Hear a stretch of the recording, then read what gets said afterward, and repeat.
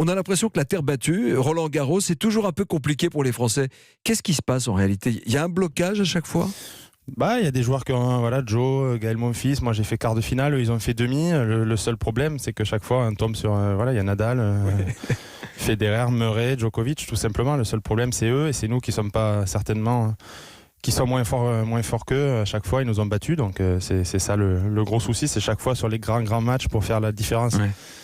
Pour aller en finale ou gagner le tournoi, ils nous ont toujours battus, quoi. Mais c'est technique ou c'est aussi psychologique? Parce que vous êtes des sportifs de très haut niveau. C'est technique. On parle souvent du mental, ce genre de choses, mais je pense que ils ont tout d'un peu plus fort. Je pense que Federer, tout le monde le sait, techniquement c'est le meilleur. Ils ont des choses qu'il faut mieux que nous, que ce soit un peu technique, que ce soit physique. Après tout est un peu lié, mais déjà c'est de très très grands joueurs de tennis. C'est surtout pour ça qu'ils sont les premiers aujourd'hui, quoi. Mais qu'est-ce qu'il a de plus, Federer, en réalité? Il a 37 ans, il revient après 3 années d'absence, il est encore en forme. C'est une histoire de détermination? Le problème, c'est que lui, c'est incomparable. On dit. Pourquoi?